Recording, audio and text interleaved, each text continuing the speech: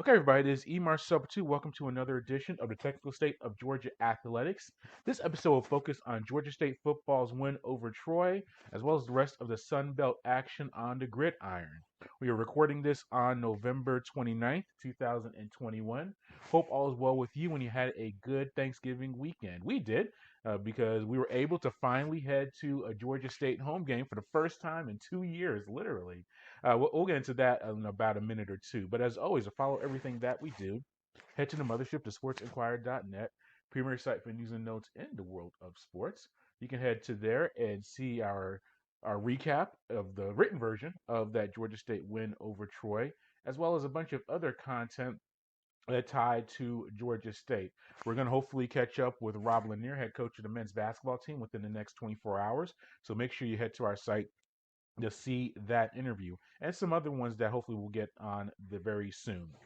You go to our social media platforms, Twitter, Instagram, and Facebook under the Sports Inquirer. And then finally, head to our audio and video hosts, such as YouTube, SoundCloud, Spotify, Anchor, Google Podcasts, and Apple Podcasts. You go to there, look for us under the Sports Inquirer, and you'll be able to keep track of all that we have going on.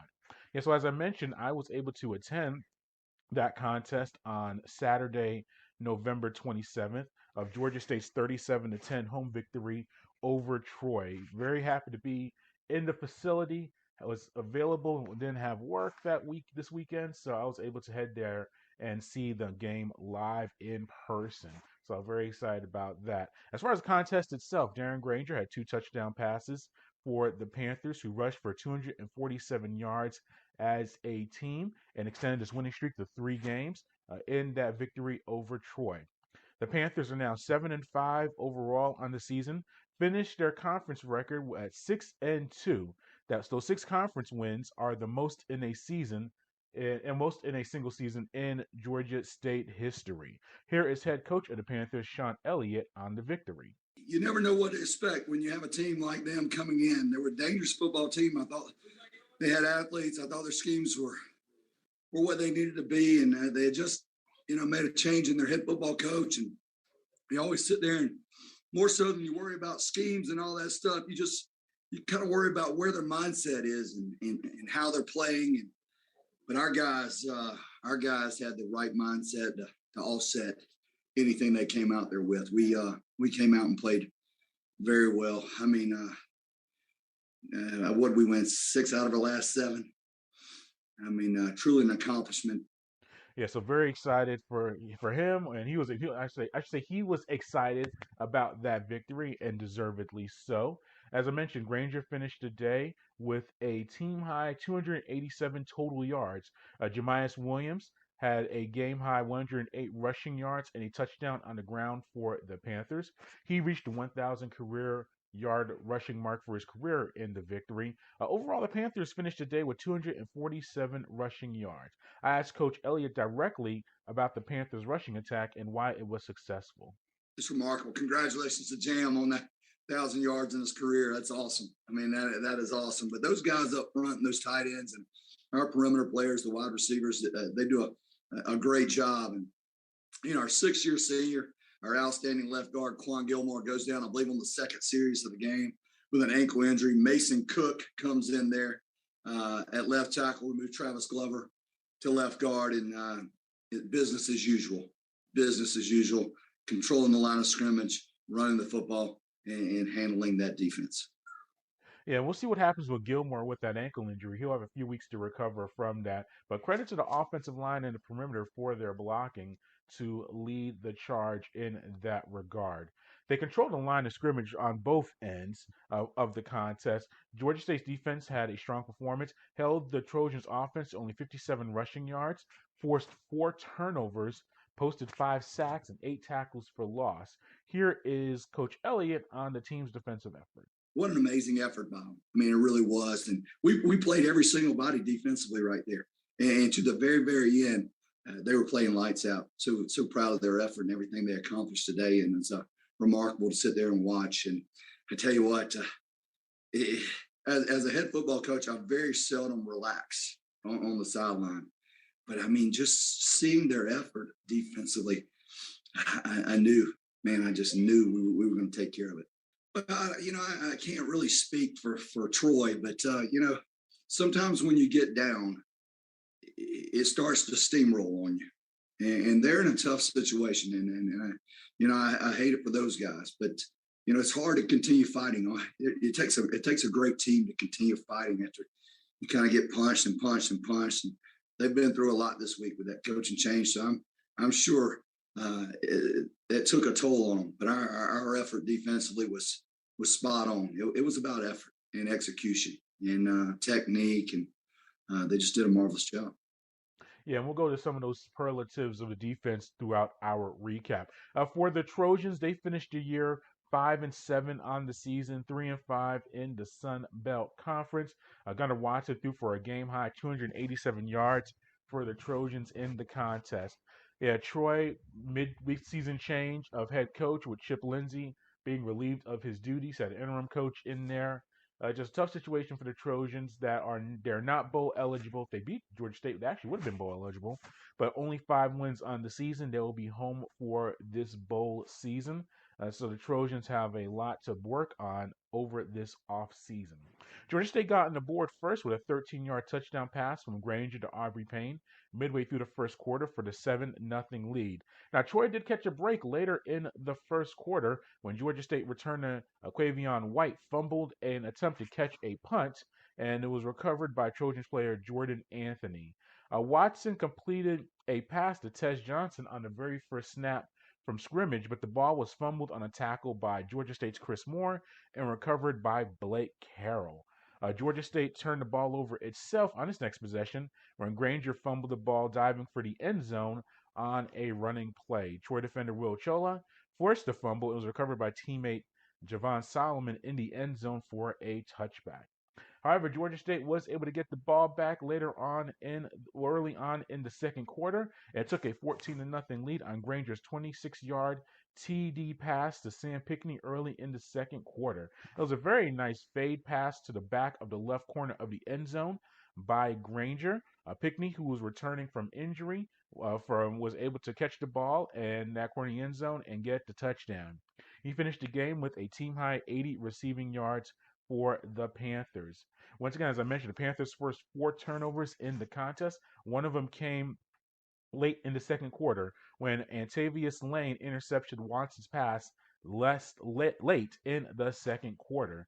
Georgia State was able to take advantage of the good field position and Noel Reese's 43-yard field goal at the 2:46 mark of the second quarter increased the Panthers' lead to 17-0. The Trojans did get on the board later on in the second quarter. In fact, 34 seconds left in the first half when Bruce connected on a 48-yard field goal. So the Panthers took a 17-3 lead into halftime. Leading 17-3 to start the second half, the Panthers were able to increase that margin to 20-3 on his first possession of the third quarter on the Will Reese's 45-yard field goal. The defensive highlight of the day for the Panthers was Jamil Muhammad's 72-yard fumble recovery return for a touchdown midway through the third quarter. That made the score 27-3 in favor of the Panthers. The fumble was forced by Carroll on a sack of Watson. Muhammad was able to recover the ball and take it down the right side for the touchdown. Muhammad had 2 sacks total in the contest, including that scoop and score for the TD. Here is Muhammad on his defensive performance. It's just hard work, man. It's hard work coming into fruition. And I got great teammates around me. The offense did their part of giving us the ball back. So, I can't really take all the credit because I have some awesome coaches. First and foremost, we have an awesome man upstairs that blesses me every day to get up and stay healthy. And then I have parents who pray for me, who coach me, motivate me. So, it's just hard work, in a village, behind me. So. Yeah, in the rest of the contest, we saw Ruiz hit another field goal late in the third quarter to make the score 30-3. Jamias Williams was able to find the end zone midway through the fourth quarter on a 50-yard TD run to increase the Panthers' lead to 37-3. And the final score in the contest actually came from Troy, and it was their first touchdown of the contest midway through the fourth quarter as well on B.J. Smith's 2-yard TD run. So with that victory, the Panthers are now one of 4 bowl eligible teams in the Sun Belt Conference, including App State, Coastal Carolina, and Louisiana. We're going to see Louisiana host App State in the title game on Sun Belt Championship game on Saturday, December 4th. So that'll be very interesting. It's going to be in Lafayette, so very intrigued by that matchup. Louisiana did close out a perfect record in the regular season in conference play and extend its program record winning streak to 11 games with a 21 to 16 victory over Louisiana Monroe. A 37-yard connection from redshirt sophomore running back Chris Smith, the freshman wide receiver Kyron Lacey on a halfback pass was a highlight of an offensive end for the Ragin Cajuns. Big news out of Louisiana, though, this week as Billy Napier, who actually finished with a perfect record against Sun Belt Western Division opponents in his 4 seasons at Louisiana Monroe. I say finished because he is now the new head coach at the University of Florida. There have been rumors that he was going to be a viable candidate for the Louisiana State job, LSU, for obvious reasons, the connections to the state of Louisiana. But he has made the turn to go to Florida. Very interesting move. Napier does have experience under Nick Saban. He's been in the Southeast for many years now. Very familiar with this region of the country. So it'll be very interesting to see what he does in that position.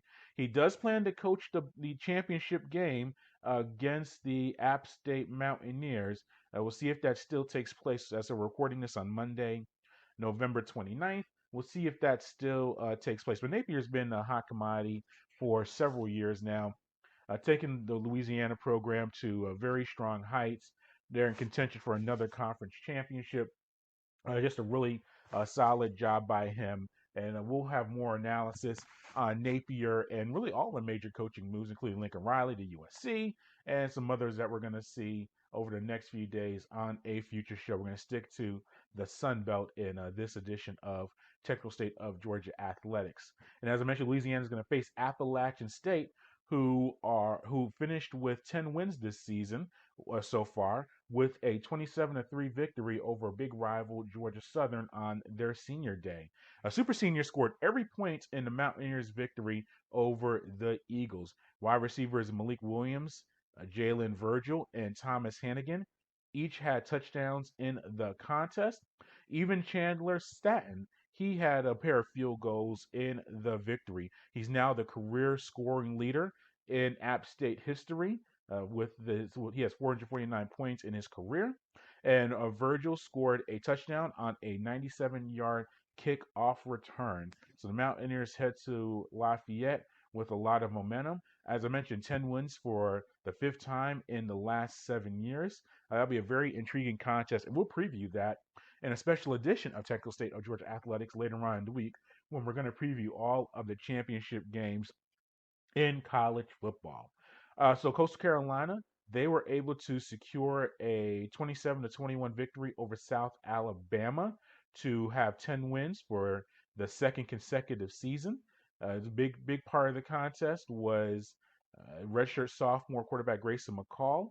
He scored on the first play of the overtime period on a 25-yard TD run, and the Chanticleer offense was able to hold the Panthers, or the Jaguars, on their possession in overtime, including a sack by super senior linebacker Silas Kelly on the 4th down attempt to secure the victory for the Chanticleers.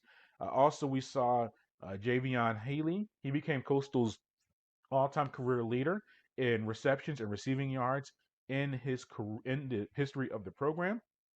And we saw defensive lineman Josiah Stewart. He has now 13 sacks on the season, and he had 3 sacks in that victory over South Alabama. He is now the program's single-season sack leader and probably a frontline runner for the Defensive Player of the Year in the conference. So a very big effort from him. Got good respect also to Jalen Tolbert. He's now the 4th player in Sun Belt history to have 3,000 receiving yards in a career. Just alone against Coastal, 10 catches, 191 yards, and a TD in the losing effort. Tolbert's been the best receiver in the conference this season, and he just showed that in that it was a defeat, but still a big effort for him. Big shout outs to Texas State as well. They're able to defeat Arkansas State 24-22. First winning season since 2014 for the Bobcats. They have 7 wins on the year, and that's a big deal for Texas State. And big part of the contest. Actually, Texas State was their first 4-win season since a 7-5 mark in 2014. So they don't have 7 wins, but still 4 wins, the most they've had in a campaign since 2014. With 2:12 left to play in the contest, the Bobcats stopped the Red Wolves' 2-point conversion attempt to secure the victory. Calvin Hill, the freshman running back, had 123 rushing yards and a TD for the Bobcats in the victory. And that concludes this edition of the Technical State of Georgia Athletics. As always, head to sportsinquirer.net for all the news and notes in the world of sports. Our social media platforms, Twitter, Instagram, and Facebook. Go on there under the Sports Inquirer. And then finally, subscribe to us on YouTube, SoundCloud, Spotify, Anchor, Google Podcasts, and Apple Podcasts under the Sports Inquirer. Until next time, good fight, good night, and be safe.